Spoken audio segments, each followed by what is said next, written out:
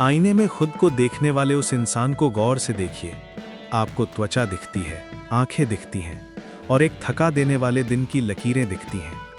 लेकिन आप उस वास्तुकार को नहीं देख पाते। आप उस खामोश बुनकर को नहीं देख पाते जो उस जाल को बुन रहा है जिसमें आप आज फंसे हुए हैं। आपको लगता है कि आपकी मुश्किलें बाहर से आ रही हैं। आपको लगता है कि ये अर्थव्यवस्था है, आपका बॉस है, आपकी परवरिश है या बस आपकी फूटी किस्मत है। लेकिन यहाँ एक कड़वा और नग्न सत्य है। आपका अपना मन चुपचाप, सलीके से और बड़ी कुशलता से आपकी जिंदगी बर्बाद कर रहा है। अभी जिस समय आप मुझे सुन रहे हैं, आपके दिमाग के अंदर एक युद्ध लड़ा जा रहा है और आप हार रहे हैं।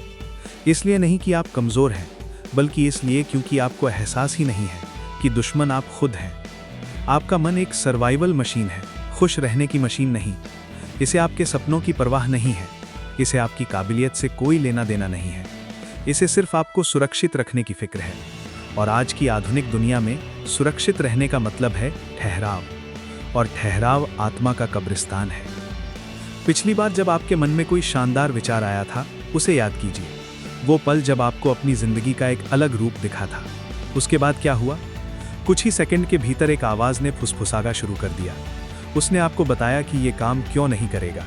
उसने आपको आपकी पुरानी नाकामियों की याद दिलाई। उसने उन सभी तरीकों की तस्वीर खींच दी जिनसे आपकी बेइज्जती हो सकती थी।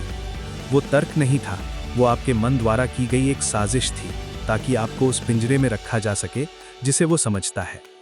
अगर ये एहसास आपके भीतर कुछ हलचल पैदा कर रहा है, अगर आपको ऐसा लग रहा है कि उस कमरे में रोशनी जला दी गई है जहां आप सालों से रह रहे थे लेकिन उसे कभी देख नहीं पाए, तो रुकिए। वापस आराम की दुनिया में मत भागिए। बदलाव यहीं से शुरू होता है। यहीं आपको तय करना है कि आप अपने विचारों के मालिक हैं या सिर्फ उनके गुलाम। अगर आप इस संघर्ष को पहचानते हैं, अगर आपको इन शब्दों का वजन महसूस हो रहा है, तो इसे अपने अवचेतन मन के लिए एक संकेत मान लीजिए कि आप आखिरकार जाग रहे हैं। बदलाव के सफर में शामिल हो जाइए। आइए इस पिंजरे को मिलकर तोड़ते हैं। ज्यादातर लोग पूरी जिंदगी एक साए के कैदी बनकर बिताते हैं। आप उन चीजों पर प्रतिक्रिया करते हैं जो हुई ही नहीं है। आप उन चीजों का शोक मनाते हैं जो खोई ही नहीं है। आप परछाइयों से डरते हैं।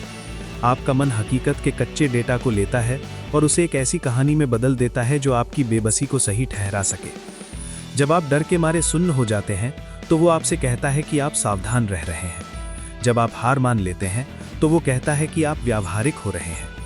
आपका मन एक माहिर कहानीकार है, लेकिन वो झूठा है।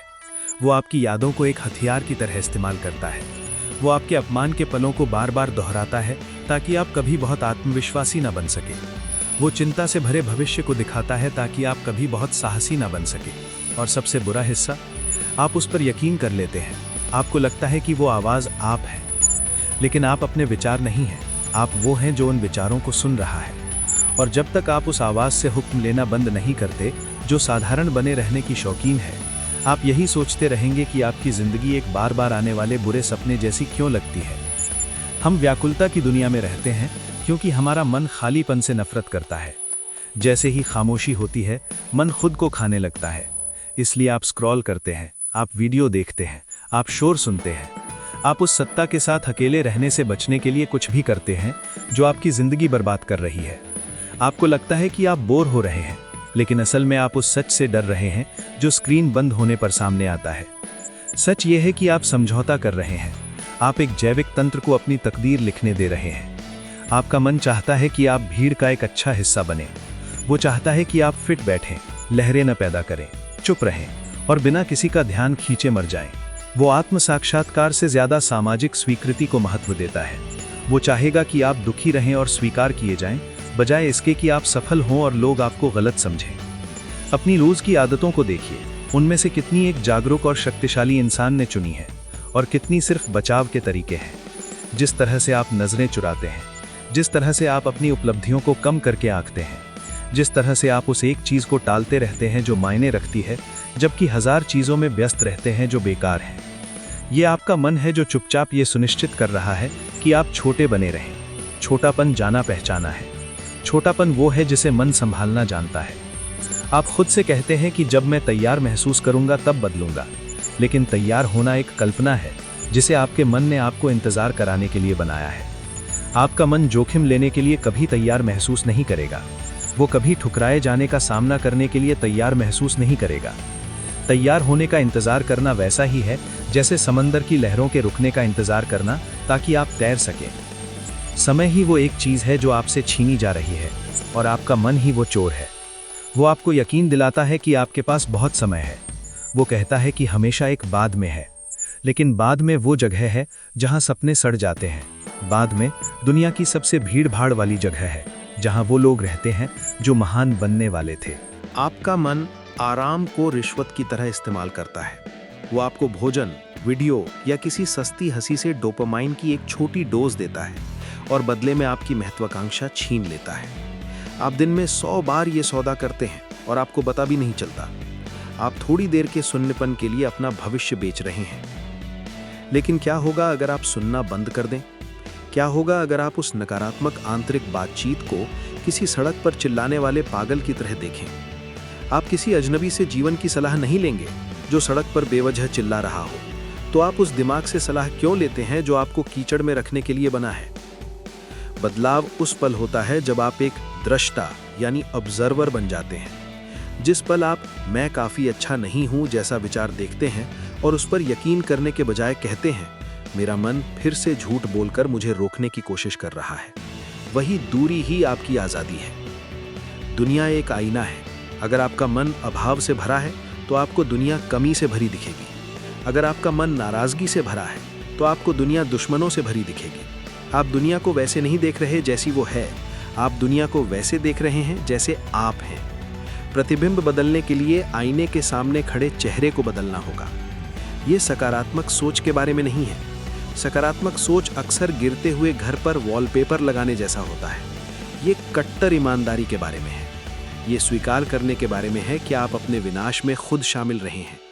ये समझने के बारे में है कि आपके पिंजरे का दरवाजा हमेशा से खुला था, लेकिन आपके मन ने आपको यकीन दिलाया कि बाहर की दुनिया बहुत खतरनाक है। उस संस्करण के बारे में सोचिए जो आप बन सकते थे अगर आपने अपने डर के साथ समझौता करना बंद कर दिया होता। वो इंसान जिसे प्रशंसा की जरूरत नहीं है, वो जो चुनौतियों को देखकर डर नहीं रोमांच महसूस करता है। वो व्यक्ति पहले से ही वहां है, बस मानसिक कचरे और सामाजिक कंडीशनिंग के नीचे दबा हुआ है। आपको अपने विचारों का निर्माता बनने के बजाय उनका उपभोक्ता बनना सिखाया गया है। आप अपने माता पिता की चिंताएं, अपने साथियों की असुरक्षाएं और मीडिया के बनाए हुए संकटों को सोख लेते हैं। आपका मन दूसरों के कचरे का ढेर बन गया है और आप हैरान हैं कि आपका दम क्यों घुट रहा है। अब कचरा बाहर फेंकने का समय है। ये इस एहसास के साथ शुरू होता है कि आपका मन एक औजार है, मालिक नहीं। ये एक बेहतरीन नौकर है लेकिन एक भयानक भगवान। जब आप इसे बागडोर सौंप देते हैं तो यह आपको सीधे औसत दर्जे की ओर ले जाएगा। यह आपको एक ऐसी जिंदगी की ओर ले जाएगा जो बस ठीक है, और ठीक मानव भाषा का सबसे दुखद शब्द है। आपकी जिंदगी कैसी है? ठीक है। आपकी शादी कैसी है? ठीक है। आपकी आत्मा कैसी है? ठीक है। नहीं, ये ठीक नहीं है। ये मर रही है। ये अर्थ के लिए भूखी है, जबकि आपका मन इसे व्याकुलता की खाली कैलोरी खिला रहा है। आपको एक तत्परता विकसित करने की जरूरत है। आपको ये समझने की जरूरत है कि अपनी सीमित मान्यताओं के अधीन बिताया गया हर दिन वो दिन है जिसे आप कभी वापस नहीं पा सकते। वो इंसान जिसे आप बनना चाहते थे उस इंसान के हटने का इंतजार कर रहा है जो इंसान आप बन गए हैं। अपनी गलतियों के प्रति वफादार होना बंद कीजिए। अपनी सीमाओं को बचाना बंद कीजिए। आपका मन ये साबित करना चाहता है कि आप सफल क्यों नहीं हो सकते। वो ये साबित करना चाहता है कि उसके डर सही थे। वो अपनी जीत के बजाय आपकी हार को चुन लेगा ताकि वो अपनी निराशावाद में सही साबित हो सके। उस वफादारी को तोड़िए। गलत होने के लिए तैयार रहिए। अपनी खुद की ताकत से हैरान होने के लिए तैयार रहिए। अपने जीवन को वापस पाने की प्रक्रिया असहज है, ये दर्दनाक है। इसके लिए आपको अपनी असुरक्षा की आग में बैठना होगा बिना उसे किसी व्याकुलता से बुझाए। लेकिन उस आग के दूसरी ओर एक स्पष्टता है जिसे आपने कभी नहीं जाना। एक ऐसी ताकत जो परिस्थितियों पर निर्भर नहीं है। सालों तक आपने अपने खिलाफ केस बनाया है। आपने हर खामी, हर ठोकर और हर संदेह का सबूत इकट्ठा किया है। अब इस केस को बंद करने का समय है। अब एक नया केस बनाने का समय है। जब आप डरते नहीं हैं तब आप कौन हैं? जब आप सबको खुश करने की कोशिश नहीं कर रहे होते तब आप कौन हैं? जब आप अपने सिर के भीतर मौजूद 3 पाउंड के अंग को ये बताना बंद कर देते हैं कि आप छोटे हैं, तब आप कौन हैं? उन सवालों के जवाब ही खोजने लायक सब कुछ है। आप एक चौराहे पर खड़े हैं। एक रास्ता चुपचाप बर्बाद जिंदगी के जाने पहचाने दुख की ओर जाता है। ये आरामदायक रास्ता है, इस पर रोशनी है, हर कोई इसी पर है। दूसरा रास्ता अंधेरा है, अनिश्चित है और आपसे सब कुछ मांगता है। लेकिन यही एकमात्र रास्ता है जो रोशनी की ओर जाता है। आपका मन पहले से ही आपको इससे बाहर निकालने की कोशिश कर रहा है। वो कह रहा है कि ये सिर्फ एक और वीडियो है। वो कह रहा है कि आप इससे बाद में निपटेंगे। वो पुरानी स्थिति को बचाने की कोशिश कर रहा है। इसे जीतने मत दीजिए, इस बार नहीं।